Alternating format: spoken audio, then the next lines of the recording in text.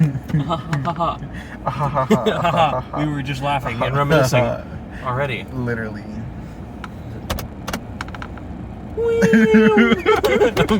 No one's gonna get that. It's okay. They'll see. Everyone's gonna see Separation this weekend. They're literally gonna see the title and they're gonna be like, "Oh my god, I literally just watched that movie." It's like I literally just watched it. It's like I'm one of the people who gave it its 23 ticket sales worldwide. No, it'll make more than like 1,000, if any. What do you think the budget was? Oh, for Separation. $5 million. $2 in a Big Mac. Dude, you got the biggie bag at Wendy's? It's probably around that. Probably around there. Have you seen the biggie bag? No. It's literally a 4 for $4. Like you get 4 nuggets still. You get a small fry, small drink, but the burger you get has like bacon on it, and then like a thin extra slice of cheese added. It's the same thing as getting a. It's a 4 for $4. It's like I'll pay that $1 more for some schlobs of bacon. Yeah. No. All right. So, well, I worked really early this morning, 5 to 10 a.m., 5 to 11, really, and then I was like, a boss. I was supposed to go to school, and then I was just like, I can't because I'm working later, and then I just didn't go to school. Like today. a boss. Yeah, I skipped because I'm a man. Like a boss. Like a boss. My favorite movie. Yeah, we know. So I got home and I watched The Mitchells versus the Machines, which I'm gonna review first, and then we're gonna talk about the real movie you should be watching this weekend. Sadly, that no one's watching because there's no one at the 9:40. we got time. It just started. Actually, it's in the same theater. How would it have?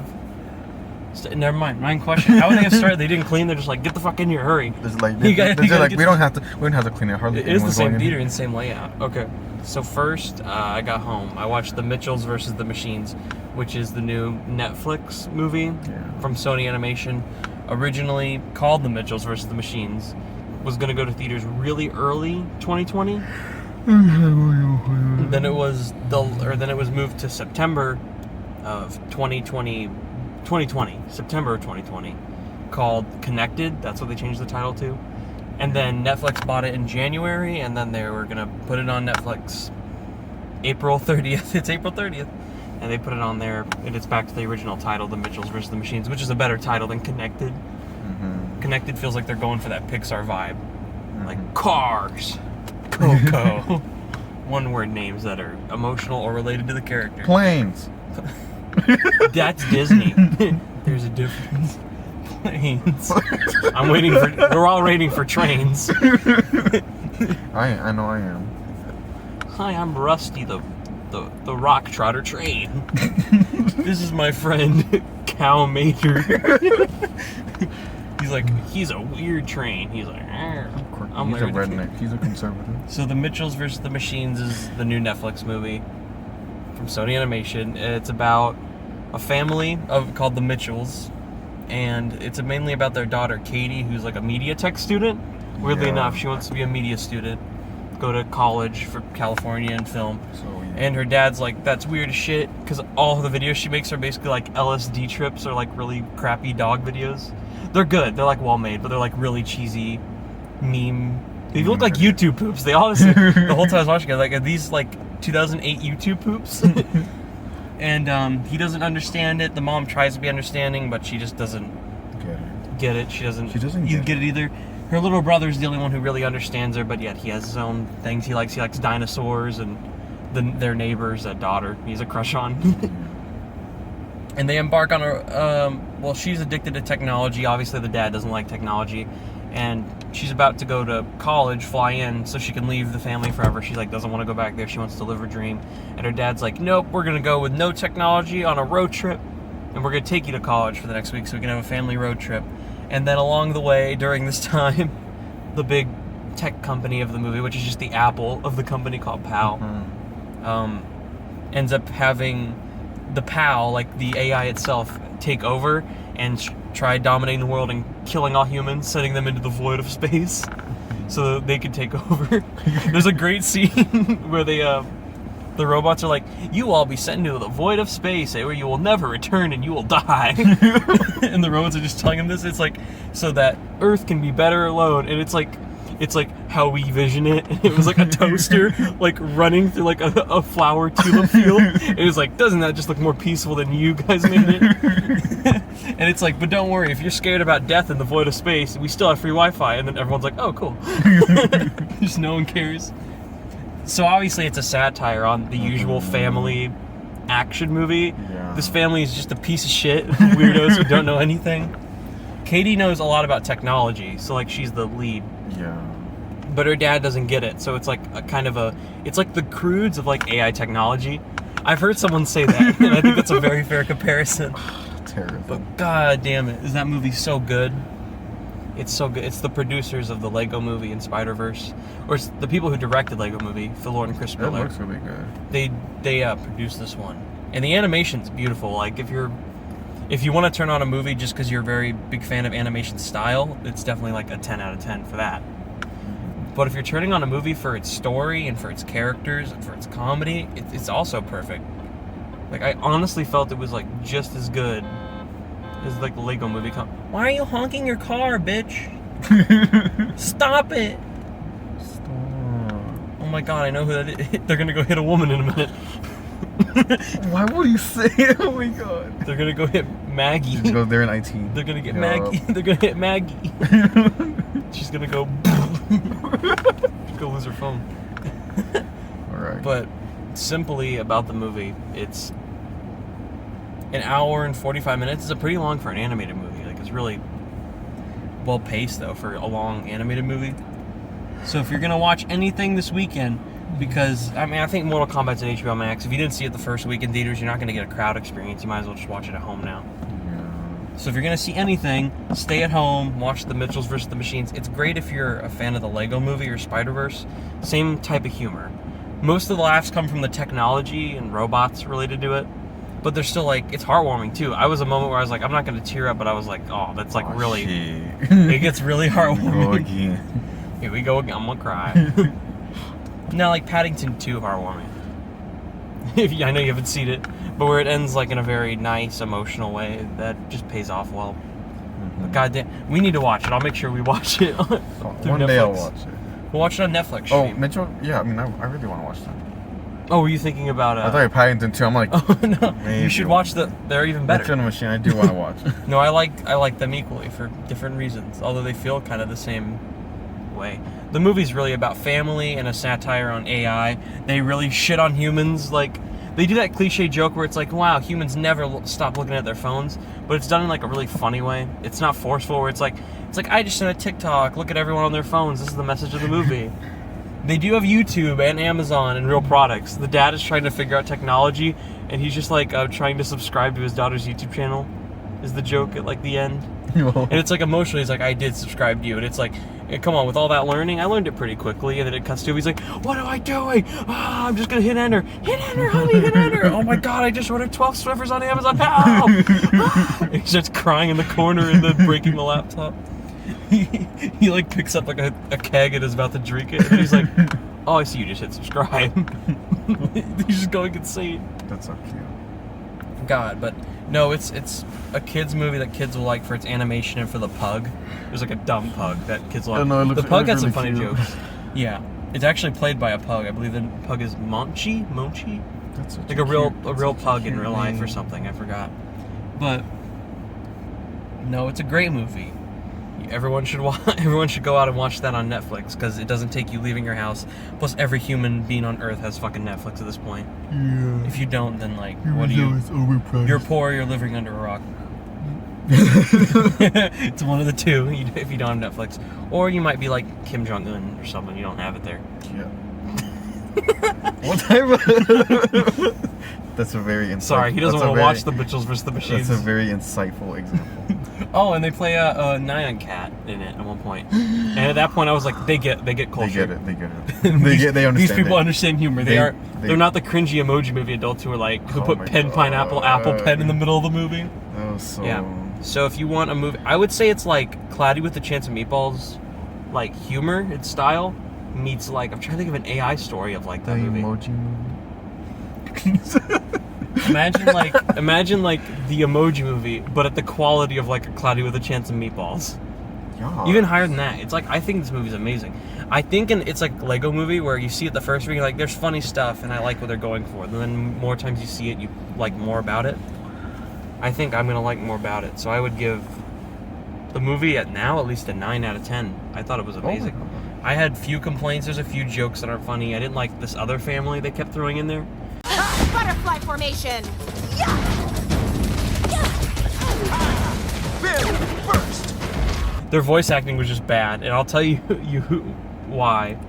The voice actors are Chrissy Teigen and John Legend. Oh hell no! You saw the part in the trailer where there's like the whites, cool family. The whites. They weren't even white. They were the cool family who did like the flip and then. Oh yeah. They weren't bad. Just anytime some of their scenes were funny, but anytime they talked, I was like, y'all don't voice act normally. Y'all shouldn't. Y'all are. I don't think it was a problem. Some of the other it's very predictable. You know where it's gonna end. It's not like someone's gonna fucking die. They killed the dad. Oh, the dog doesn't die. There's a great joke with the dog, and the AI is like, "What is this? A dog, pig, loaf of bread." And the robots just blow up because they don't get it. All right, yeah. So 9 out of 10. Watch Mitchells vs. Machines. All right, now for the good movie. The real movie, the one that's paid for at a theater. Unlike Mitchell, which they should be flipped. That bitch should be put on. That bitch should be at the bottom of Netflix. This Mitchell's and the Machine should be in the fucking IMAX theater right now. Instead of, I don't even think there's anything in the IMAX theater. They're only playing Scott Pilgrim in Dolby, which if you want to see, go watch that. It looks great. So you want to get into the story of this one? Separation. We watched a movie called Separation. You probably haven't heard of it because I'm pretty sure in total its opening weekend is gonna have like 100 ticket sales on an international. If it's above $1 million opening weekend, I would genuinely shit my pants. So I'm gonna piss on the floor. It's a movie about a couple and their child. Mm-hmm. You know, they're having marriage problems because the husband, he wants to pursue it. He's still stuck on his old career. Damn, I do that. That was windshield wipers. It gets sexy. rainy. You sexy. just like the husband. But the husband, he's still stuck on his. When he was younger, he had this comic book that he loved writing, but he never grew out of it. I already forgot the name of that comic. The Ginzies. I don't know. Like some bootleg. It involves like some puppets. bootleg Tim Burton shit. Yeah, but, it's like creepy, like Babadook type puppet things. Yeah, and he like never got over it, so they were kind of. They still kept afloat with their home because of his wife. She had a job. Yep. So they had started having a lot of problems with him not having a job, and she kind of begins to resent him. And then the movie starts with, oh my god, it starts with the girl, the daughter in the attic. She plays with her dad's old puppets a lot. Yeah. And well, she thinks they're like. Which, by the way, they give them to her when she's so young, so she just sees them as, like, cute. Yeah, but they're fucking horrifying. They're actually if a 3-year-old had these, they would be like, they literally look like a spirit decoration. If you've seen the Babadooks designed in the book, just imagine, like, 6 of those. Yeah. And then, like, a Squidward dick clown nose. Yeah. Should I, like, say, like... So with like it's in the trailer if you're going for the big element. I was gonna say that was like basically the context of the movie or how it starts out. Yeah, it's a marriage problem movie with horror elements. It's literally like someone said it's Kramer versus Kramer, but then a shitty haunted house horror. Which the haunted house horror stuff, I don't even know if I can say this is a horror movie in a lot of ways. It was hard. It was horror themed. It's horror themed, but okay.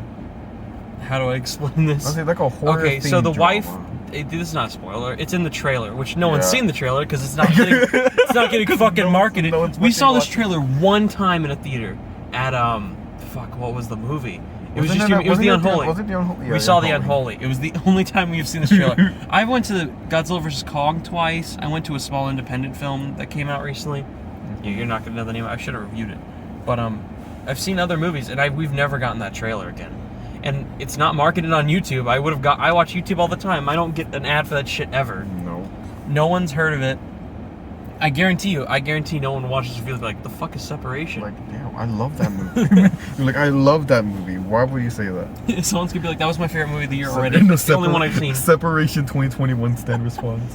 Why would you say that? So the wife dies in a car accident. That's fucking hilarious. Oh my god, it was so fucking funny. It's like the Wishbone one's still funnier. It is she way gets hit funnier. and then she flies the Why? fucking... This one, it does like a pan turn because you're following them arguing on the phone for like 4 minutes, and she's like, she's my daughter, you can't have her. And like her back falls out, you see the phone fly, but the camera cuts to the car already hitting her, and so you see her get hit, and the camera's on nothing, and then the camera pans, and the last part you see is the last tires plopping up over her, and then her body just like. And it with looked blood. like a JPEG image. It looked like a JPEG image, and the on a blood, background. and the blood was like clearly CGI because it was not on the street. So you're just like, what the fuck? It's so the wife passing away starts all these little images for the daughter, because the daughter her only friends are the dolls. The puppets. So the mom starts coming to see her. This is already a big spoiler. Like, fuck it, no one gives a shit. Through the puppets. You're not gonna see this movie. Don't act like you will. Through the puppets, she's like still talking to her. She talks to her through the puppets, and she was scared of a monster night, and then he was like, you should be scared of him, you're not scared of your puppets, be friends with this thing that you see every night. And the thing is the puppets is her mom. The puppets are her mom, kind of envisions, but it's never explained well, like how this shit works. I was gonna say, it's technically a plot hole, because how does okay, so let's just say one of the puppets we called the Wiggle. I get why. Because he literally like just like in stripes, and he's like a contortionist. Yeah, and he like which also there was like this. the first sequence that was really fucking early in the movie, and it just comes out of nowhere. Yeah, like he lays down in his bed, yeah. and then suddenly he's like, it shows a shot of the house, and the dad is out of the hallway. I'm like, well, he's just in bed. Okay. And then the door opens, and then you get a minute and a half sequence of this thing just walking, creepily walking. It's not scary because you haven't built up to it. There's a way to build tension. It's not just and there's no jump scares. Not that jump scares are scary. They're not. And there's hardly any like jump scares. There's just one. There's one single jump scare. Yeah, most of it's just like and it cuts. Yeah, and then there was one where he pulls off the mask, and then as soon as he pulled off, it cuts him, and then the next time it went. Yeah. But it was so minor. Jump scares don't matter, and clearly the movie, even The Boy, those movies don't have a lot of jump scares. They're very. They don't. I guess the guy knows not to use dramas. jump scare, but he doesn't know how to make a good movie. Yeah. Because the same guy who did The Boy 1 and 2, if you've seen the piece of shit movies, those are, and The Devil Inside, which is even worse. You haven't suffered yet. Watch The Devil Inside. But man, it's like you don't give a shit about anything in this movie. It's so boring. It is so. I could have slept. We had a couple laughs probably because we were just there together, but. Oh, if I went on my own, I would have passed out. I probably would have passed out. This reminded me of The Grudge in 2020, where it just nothing happens in the whole movie. I should have slept. I should have slept during The Grudge. I have work tomorrow at 7. I could be sleeping early and getting some sleep, but I'm not. It's called Separation. The best movie of all time, apparently. There are ideas that work. I like the concept of like a marriage. That's what I was gonna say. And someone like contacting a daughter with like horrific images, because that's the one way she's able to see her is through the only things that the daughter likes and knows, which are these creepy ass puppets. On paper, some of the things that happen seem cool, but I feel like they probably either because of their budget or because he couldn't do it. It just didn't. It didn't play off. It could because there's no explanation of why stuff just happens. All the horror scenes in this movie are either a dream sequence, or he sees creepy shit happening, and then it goes away and it's never explained. Yeah. Like that's what I was gonna say earlier with the Wiggle. This bitch. So I guess they were trying to set up like the mom is controlling all the puppets. Yeah. Or them moving, and she herself, like the embodiment of her as a puppet, is the one with the main one that she always lays with. The long orange hair. The penis nose. But then by the end, which is, I mean, kind of those. Oh my gosh. But like by the end, where like the evil's defeated or like everything's forgiven, the Wiggle's still there. Oh my god. Like as if he's like a separate entity from the mom. As soon as the movie ends, and you clearly set up like, all right, the characters live, the mom has forgiven the husband. It has like it's like a shitty version of the ending of Mama. Yeah. It really is. So there's not $2, there's just the one who stays with him. And you're like, you think they're going to die because they're falling out the window, and then they just wake up and they're like, Dad, we're fine. He's like, did Mom save us? And he's like, I don't know. And then they're fine.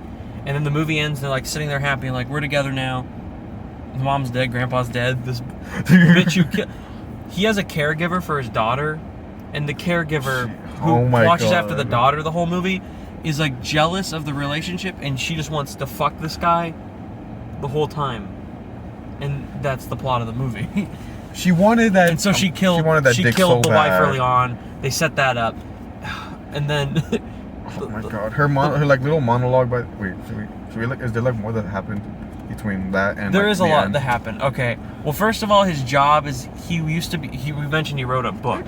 Yeah. Like a novel that he had with the puppets he made. He hasn't been a writer in years. He hasn't done anything in like 3 or 4 years, and everyone's like, oh, they give him shit for it. His wife's like, you don't have a job, you're not making money, why would I let you keep her early on in the movie when they're first getting like a divorce? He gets a job with this annoying guy who starts his own comic book company. Yeah, like a studio. And he's just annoying as fuck, and he just is like, he's so like... very Caucasian. Yeah, that's fair. And then there's a British Caucasian guy who is like, I have an idea. It's the series about dark things happening. The darkness. It's the darkness. It's like, what's that? We're looking. Chupacabras. About the darkness. He literally... like, ooh, darkness. He literally says, vampires and chupacabras. Remember? Yeah. He says that shit in the movie. And he's like, alright. And then he sees drawings that this guy's doing for another book, because he's like, here, we'll let you be an inker and do some art for this book. And he sees them, and accidentally over it, this guy has like a trippy vision where he starts drawing the puppets, like the one that his kids sing, which is the back of it. And most of them, like by puppets, it's a black blob. It's like a scribble with some like weird hair and like arms that are like a little red. But like literally, most of them are like just completely black. And the British guy sees this, he goes, "That's it. That's the darkness. That's the darkness. This is perfect." And I'm like, "This is perfect." No, and it's like the first picture he saw. Misery. I need someone. And it was just the first picture he saw that was just a black blob. He's like, "This is it." And then he's like, "This is the art of the book." Later on, you see the art, and it looks nothing like that. It's like very detailed shit of that. So he's an artist. He ends up getting that job. The guy who also is British has like everything. He knows everything about the afterlife, communicating with the darkness. Yeah. He literally how they got a lot of plot moving through, or like he's really the exposition. Anytime they're at this office, this guy has like a dark room where he goes to look over the readings of his comic books or the drawings, so he can be like, yeah, I like this. This is what I imagined. But every time he leaves to go to that room, it's almost as if they'd filmed it not at that office, like they filmed it a different place. Because anytime he goes in there, it's like a minute of that, and then it's like a 3-minute exposition of like, here's how you would talk to your wife, here's how you would vision things, here's how you know what's going on. It's like he knows fucking everything, and it's just there just because we need a reason to be explained to us. Because I guarantee you they filmed this movie without writing it. He is the wiggle. He is the that's the big twist. So he gets the job, it's going well. He's starting to like agree with the old man, which is the wife who died's dad. He wants custody now because he's like rich. But then they come to an agreement around the ending. Like we've already set up that the wife was good. He visions the wife. The dead guy tells him how you see your wife, how you know what's happening. I already mentioned who killed the wife, which is the caregiver, who's like a 20-year-old who has a crush on this guy who just wants to have sex with him. So they set up murder for the dude. Yeah, so they go to long extents to try and explain everything in this movie, and they just don't by the ending. They don't explain everything. It just doesn't make sense. So the grandpa is home. He's like, I'm going to find out who the driver is who killed him because they don't know yet. He gets a thing, and he's like trying to email to him. He's like, look, it's this fucking girl. She did it. And he's not responding, and then he's at work. He's like, we finished it. We finished the book. And the guy's like, I want a different ending. And the British guy's like, huh, really? And he's like, yeah, because you know, darkness always comes back. The villain always strikes twice. It's not over until it's over. Yeah, we should make another comic. Immediately after he says, like, it's going to come back, he looks at him and goes, hey, where's your daughter? Like, no, like as if he knew what happened. Like, it's like as if the British guy and the dad were like, oh shit. And then they go home where the old guy's there. He just got the message that the caregiver was the one who actually ran over the daughter. And then they're like, oh shit, what are we going to do? And then he gets pushed over clearly by the caregiver, pushes the dad. And it was so funny. Oh my god. It just cuts. He turns and then you see nothing push him. You just see like nothing is in front of him. He just roll. You hear a push sound and then he falls down the stairs and he eventually dies. I don't think it does. Are you sure they don't set it out. I'm pretty sure he's dead. His neck was like. I don't think it does. I think he's just. Maybe he might be alive, but he's just sleeping. His neck almost snapped. He might be alive. Then the caregiver's trying to trick everyone, and then then the dad shows up. He sees the email finally because the old guy's like, here's the phone. He sees the email and he's like, oh shit, the caregiver was the driver who killed the wife. And he's like, you better fuck off. And she's like, why? She was gonna steal everything from you. You fucker. I'm trying to help you. And then he's like, do you have anything to say? And then he's like, yeah, goodbye, Samantha. And then the fucking puppet of the mom is in the background, and you just see. That's when the song is so funny because it just starts. It turns red in the background. It's quiet and it's silent. He goes, goodbye, Samantha. Goodbye, what? It rises in the background. It just goes over to him, and she's like, no, please, hey, help me out. And then they stab glass through her neck, and then she dies. It's not really bloody because it's all red. You can barely tell. You know what would have been a moment if, because it's rated R, they could have done it. She just stabs her and just a bunch of blood and it starts. Yeah, and then she just fucking rips her head off. What if this movie just got overly violent? So at least I was gonna say they could have been Lily if they just cut like the car, like her getting. If they cut the stab in the next scene, there's two F words. If they cut one of them out, and then the car scene was a little toned down even more, it would have literally. It's PG-13. A 13-year-old, a 12-year-old could go watch this, and I'd be like, who the fuck cares? Literally. I would have watched this at 8 and been unfazed. Maybe about the wiggle. That probably would have scared me when I was 8. But it doesn't scare me now because it looks fucking stupid at how they build it. So none of the scares work. The visual effects sometimes are really good and sometimes really not. None of the performances are good except Brian Cox, which is the old dad. Yeah. He's good. He's always a good actor though.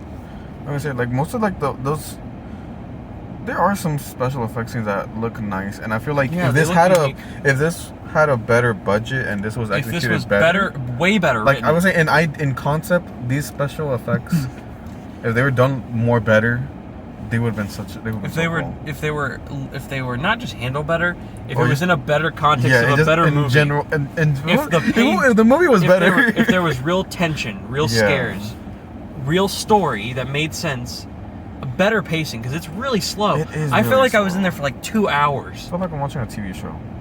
It really did. A long pilot. Honestly, the first 45 minutes, nothing happens. And when the first scare does kick in... You called it. It's in your face. You actually called it. You said, like, it's not going to be scary for, like, the first 45 minutes. Yeah, I was like, it's going to be a slow one.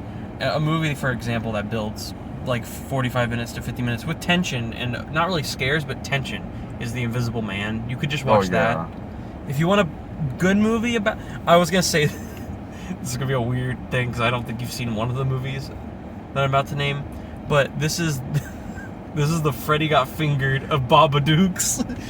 It's about a comic book. It's about a failed comic book artist who tries to make it in life, doesn't have a job anymore, his family resents him.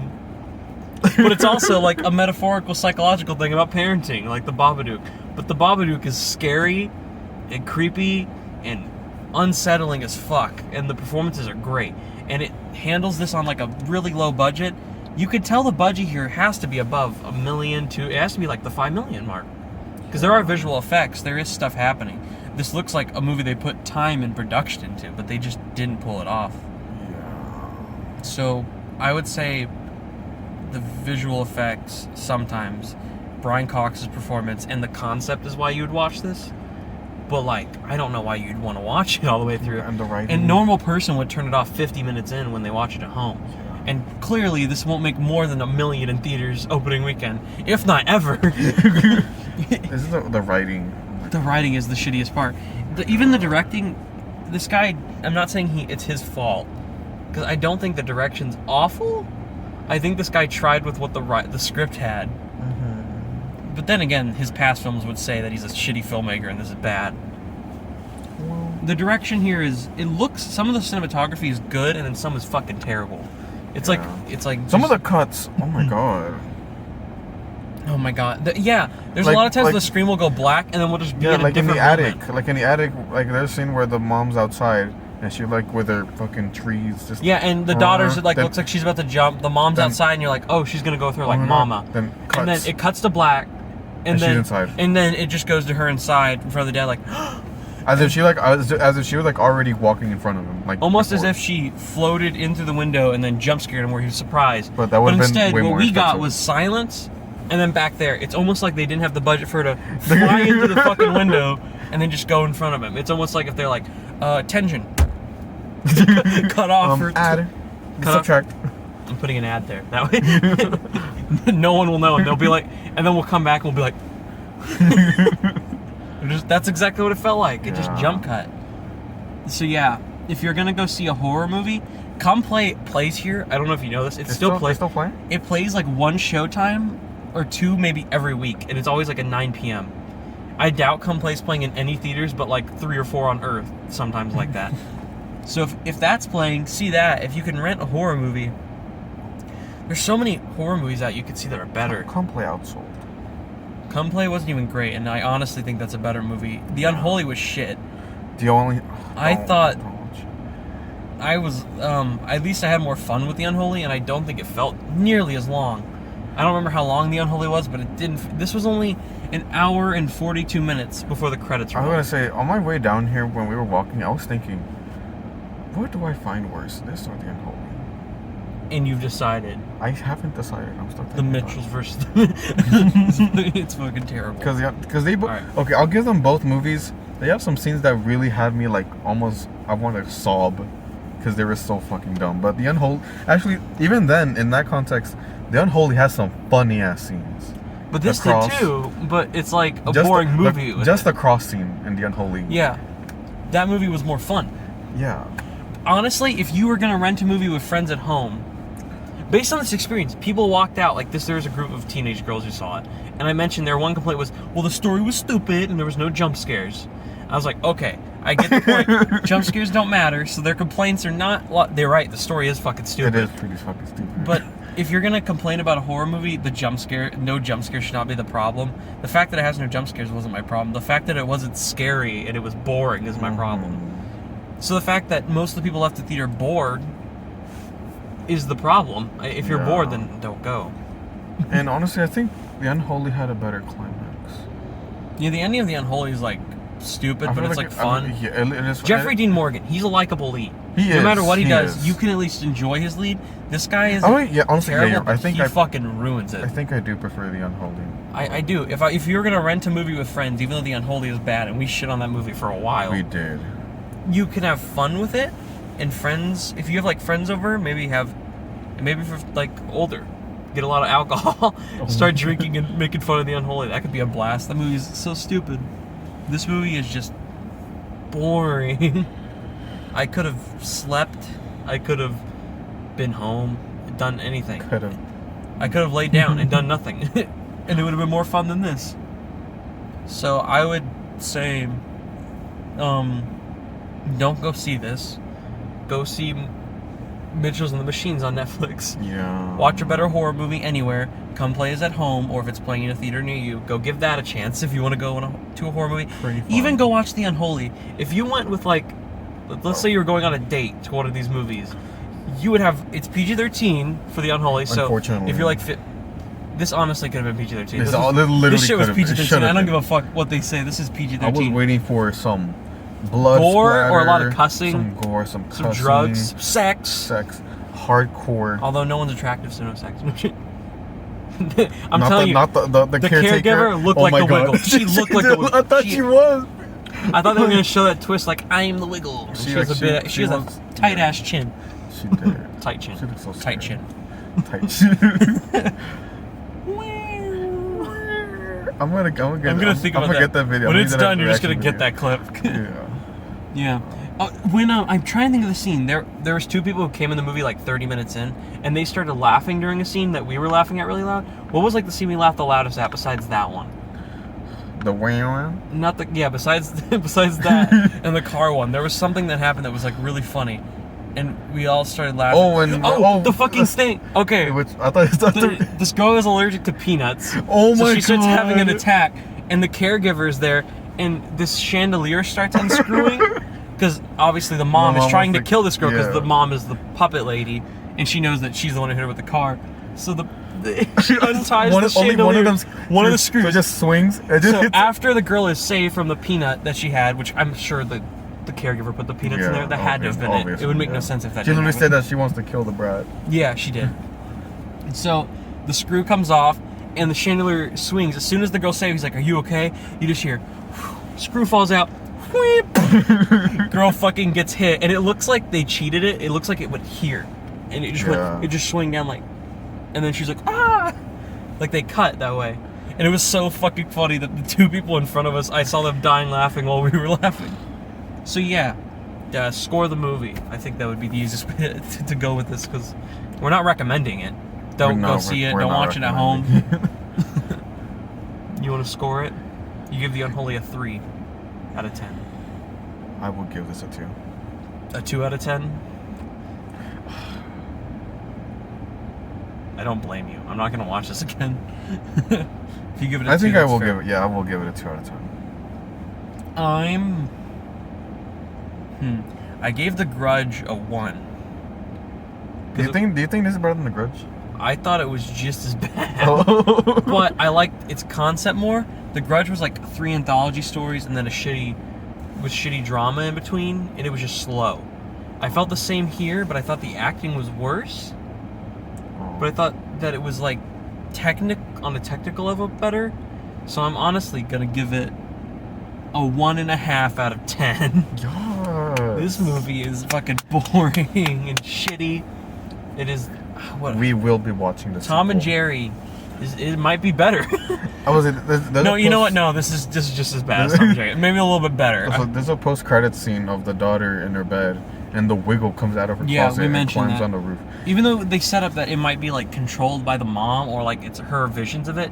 No, as soon as the thing is, he laid her down, but the painting he had up was the painting that he put the face over because it melted. And if you look there, the face was normal.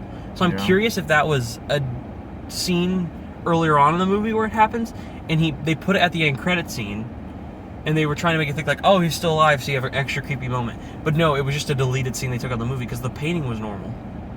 Oh yeah. And I was trying to think, I was like, that painting he had, unless he repainted it fucking perfectly, was there earlier, and it got melted on fire, so the mouth was like on the dad. So they put a picture of it, like a shitty drawing that the girl did. But it's just there, so I assumed like, okay, well, that when I saw it, I was like, this is a deleted scene. They're just showing us a deleted scene of the movie, and then they play music like it's a big setup, end credit scene. Like, yeah, there's no way they're getting a Separation 2. We will be watching The Separation. when Separation 2 comes out. Dawn of I'm the, not going. Dawn of the Wiggle. Dawn of the Wiggle. Electric Wiggle. Electric Wiggle. We will be watching. We will. I'll be there watching. opening night. Just for the fact that it's. Oh my So- god! Opening night. There's gonna be 3 people in there. Not even. No, not even. They're gonna be like, "What's Separation 1? Haven't heard of it. I'm out." That's the first one. So you give this a 2. I give this a 1.5 out of 10. Out of 10. So no, not a 5. That'd be a 4 out of 10. Don't fuck with me. No. So next week, I was gonna go to Demon Slayer this weekend, but I have work, like a lot. So I'm not gonna go to Demon Slayer. Mugging train. Muggin' Train. Owaga Train. Wawaga train. So I'm not gonna go see that. I might just wait till it hits Blu-ray and I'll do a small review of it. But okay.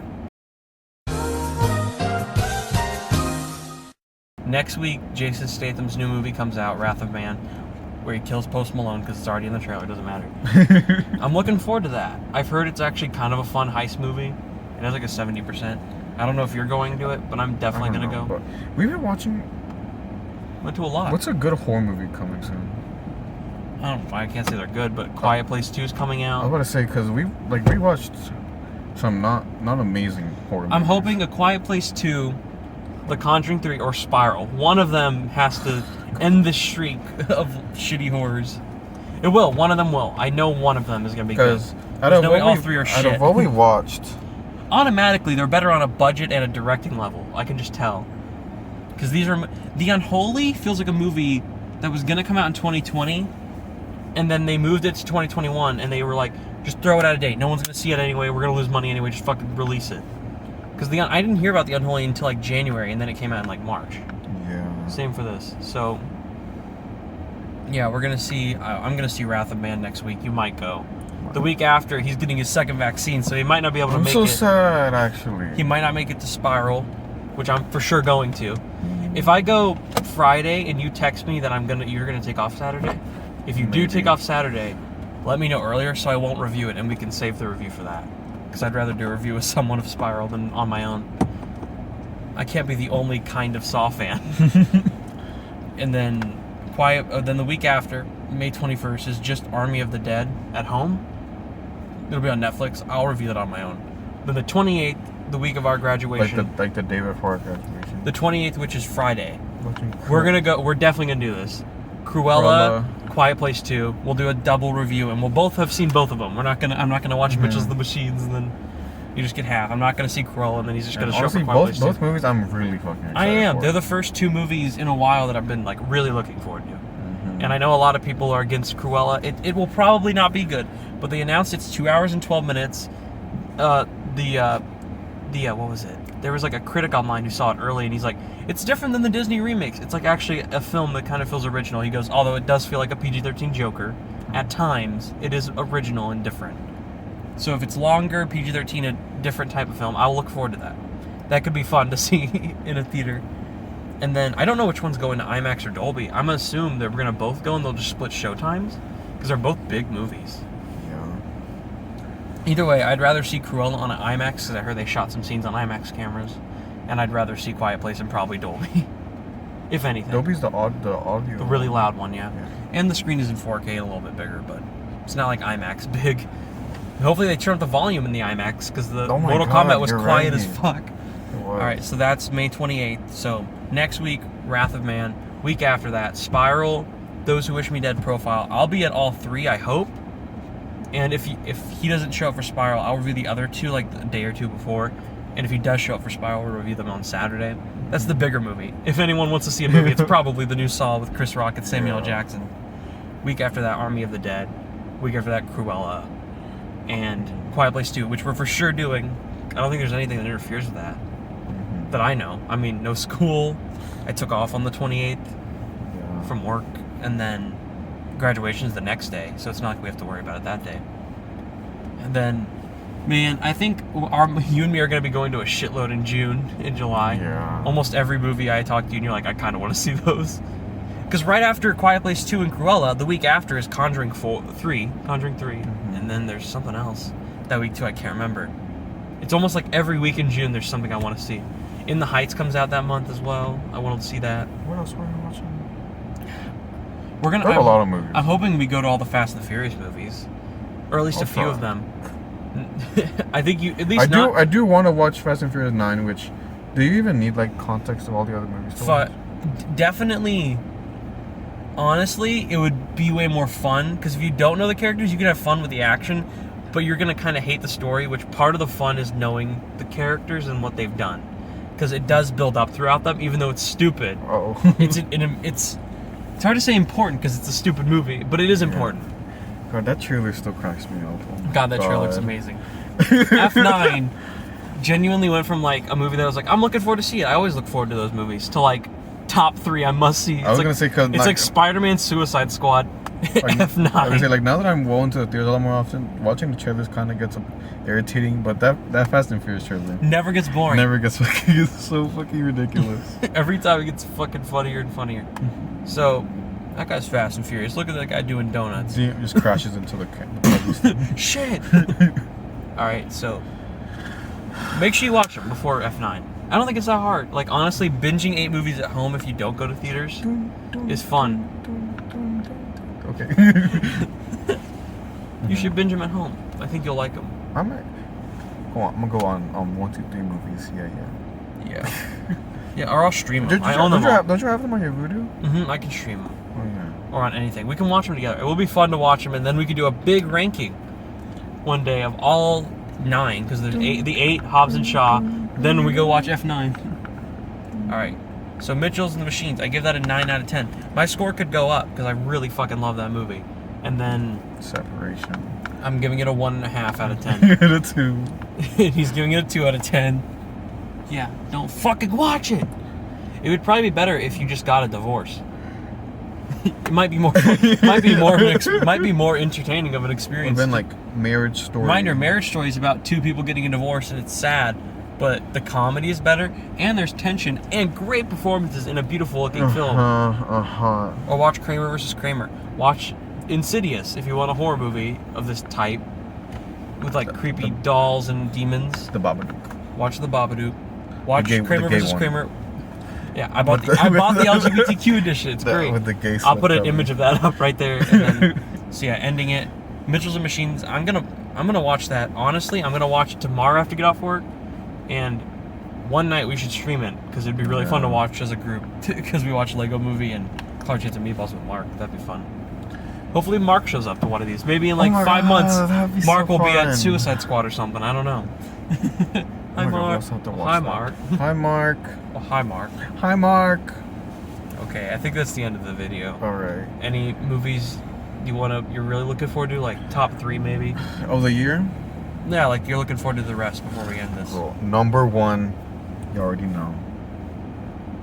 Resident Evil. Welcome to Raccoon City. I forget that's coming out. Unless it gets delayed. I forget every goddamn week that's coming out. Is it September now or is it November? November. Okay. Resident Evil Welcome to Raccoon City. Suicide Squad. Pray. Please be good. Please. James Gunn, you know you can do it. I fucking know you can do it. Do it. Don't play with me. Don't be a bitch. Don't play with my money. Bitch. Number 3. Yeah, he bought A-list for a reason. Yeah. To get that ticket for free. Probably Spider-Man 3. Come on your phone. I'll say I say it's a tie between Conjuring and Spiral for my number 3. Really? For me, it's F9. Not as my number 1. My number 1 is probably Spider-Man 3. But oh my god, you're right. Because that movie, or everyone's heard the rumors. I don't need to talk about that shit. Big things, and I liked WandaVision a lot, so I'm really curious how that will connect to that, how that go to Doctor Strange. Crazy shit. Horrifying, weird shit. I can't wait for that in Spider-Man. That sounds neat. Mm-hmm. Plus, it's kind of weird, but Far From Home was the last movie we got, so it's kind of weird that we're only getting Black Widow, Shang-Chi, Eternals, then just that again, Spider-Man story.